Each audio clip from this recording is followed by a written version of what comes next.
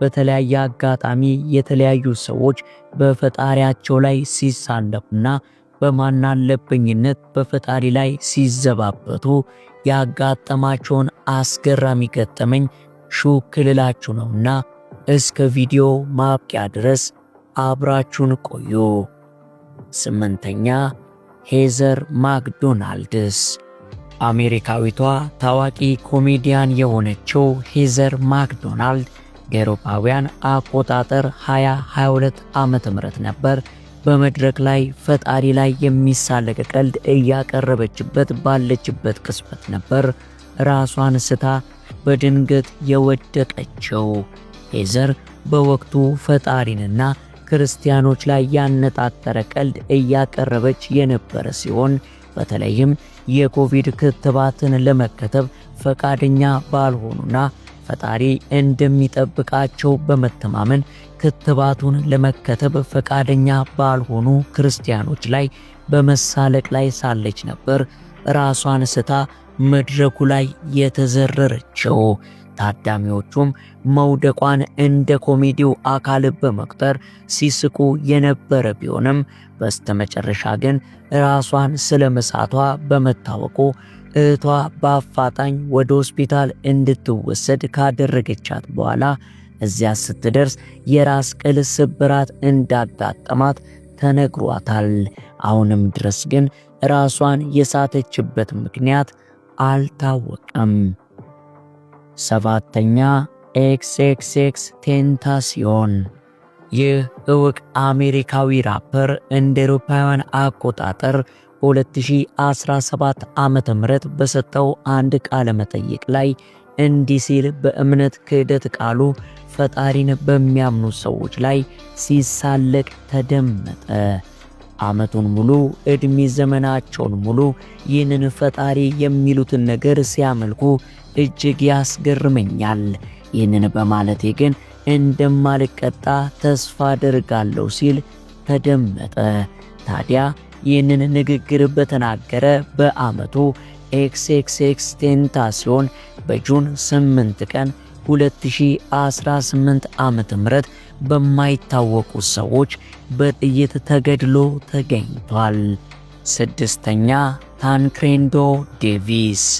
በአንድ ወቅት የብራዚል ፕሬዝዳንት የነበረው ይህ ሰው የፕሬዝዳንትነት ምርጫ በመወዳደር ላይ ሳለ ነበር በምርጫ ቅስቀሳ ወቅት አንድ ንግግር የተናገረው። ይህም ሰው 500,000 ድምፅ ካገኘ ፕሬዝዳንት እንደሚሆንና ከዛ በኋላ ፈጣሪ እንኳ ከስልጣኑ ሊያወርደው እንደማይችል ሲናገር ተደምጧል። ነገር ግን በአስገራሚ ሁኔታ የተመኘውን ድምፅ አግኝቶ ቢያሸንፍም ፕሬዝዳንት ሆኖ ሊሾም አንድ ቀን ሲቀረው ሕይወቱ ሊያልፍ ችሏል። 5ኛ ጆን ሌነን።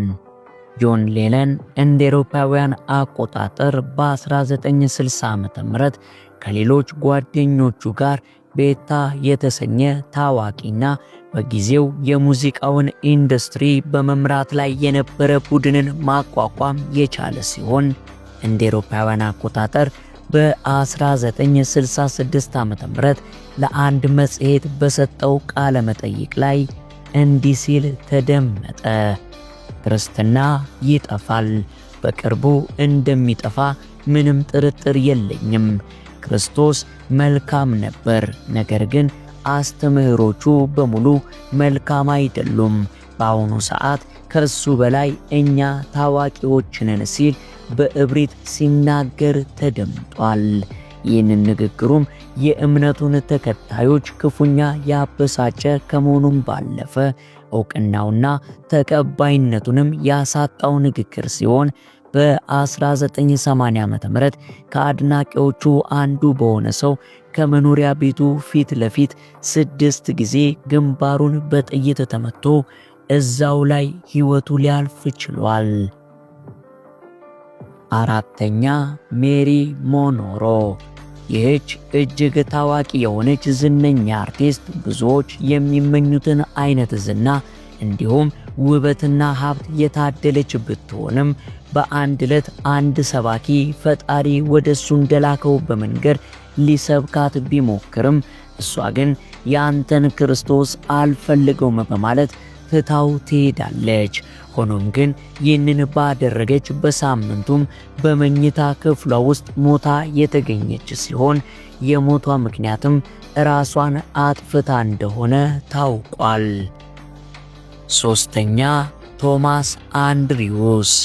ቶማስ አንድሪውስ ታይታኒክ መርከብን የሰራት መሐንዲስ ሲሆን መርከቧን ሰርቶ ካጠናቀቀም በኋላ ስለ መርከቡ ደህንነት ሲጠየቅ ፈጣሪ ራሱ ይህንን መርከብ ሊያሰምጠው አይችልም በማለት በትምክት የተናገረ ቢሆንም ነገር ግን ነገሩ የተገላቢጦሽ ነበረ። የታይታኒክ መርከብ በጉዞ ላይ ሳለች የብዙዎችን ነፍስ ይዛ ቁልቁል የሰመጠች ሲሆን መሐንዲሱም እርሱ እንዳለው ሳይታደጋት ቀርቶ ቁልቁል መስመጧ ዓለም ያወቀው ፀሐይ የሞቀው ጉዳይ ነው። ሁለተኛ ብራዚል። እንደ አውሮፓውያን አቆጣጠር ፌብሩዋሪ ወር 2023 ዓመተ ምህረት የብራዚል ነዋሪዎች በአገሪቱ መዲና ሪዮ ዲ ጄኔሮ ባዘጋጁት ፌስቲቫል ላይ በአደባባይ በፈጣሪ ላይ ሲሳለቁና ሲዘባበቱ ለዓለም አሳዩ። ይህም ፌስቲቫል የተለያዩ ዓለማት ላይ ያሉ ሰዎችን ያስቆጣና ያሳዘነ ሲሆን ብዙም ሳይቆይ ግን በከተማዋ በተከሰተው ኃይለኛ የጎርፍ አደጋ በመቶዎች የሚቆጠሩ ሰዎች ሲሞቱ ሺዎች ደግሞ ከመኖሪያቸው ተፈናቅለዋል። ይህም ድንገተኛ አደጋ የተከሰተው በአስገራሚ መልኩ ፌስቲቫሉ ከተከናወነ ከጥቂት ቀናት በኋላ ሲሆን በከተማው መሃል ላይ ዝግጅቱ ሊካሄድበት በነበረው ተመሳሳይ ቦታ ላይ በቆመው የክርስቶስ ሐውልት ላይ መብረቅ በአራቱም አቅጣጫ የታየ ሲሆን ይህም በብዙዎች ዘንድ ከፈጣሪ የተላከ ማስጠንቀቂያ ስለመሆኑም ታምኗል። አንደኛ ኬንሪክ ሌማር። ዕውቁ አሜሪካዊ ራፐር ኬንሪክ እንደ አውሮፓውያን አቆጣጠር በጁን 2022 ዓመተ ምህረት ግላስተንቤሪ ውስጥ በነበረው ኮንሰርት ላይ ልክ እንደ ክርስቶስ አይነት አለባበስ ለብሶ በመገኘት በርካቶችን አነጋግሮ ነበር። በአሜሪካ የጸደቀን አንድ አወዛጋቢ ሕግ በመቃወም ነበር ክርስቶስ በመስቀል ላይ ሲሰቀል አርጎት የነበረውን የእሾህ አክሊል በማስመሰል ከዳይመንድ የተሰራ እሾህ መሰል ቅርጽ ያለው አክሊል በራሱ ላይ አድርጎ ኮንሰርቱ ላይ የተገኘው። ኬንሪክም ይህንኑ ሕግ በመቃወም ነበር እንደ ክርስቶስ ለብሶ መድረክ ላይ በመውጣት ለሕዝቡ እንዲህ ሲል የተናገረው። ሕጉን ያጸደቁት ሰዎች ብዙዎች እንደ ነቢይ የሚያመልኩትን ፈጣሪን እንደ ተቃወሙ ይቆጠራል። እናንተን የሚቃወሙ ሰዎች እሱን እንደ ተቃወሙ ይቆጠራል በማለት ራፕ እያደረገ ከእሾሃማ አክሊሉ ላይ ደም ሲንጠባጠብና ፊቱን ሲያለብሰው ታይቷል። ከዚህ ተግባሩ በኋላ በአብዛኛው የእምነቱ ተከታዮች ዘንድ ተቃውሞ የገጠመው ሲሆን ተከታዮቹንም በእጥፍ ቀንሶበታል።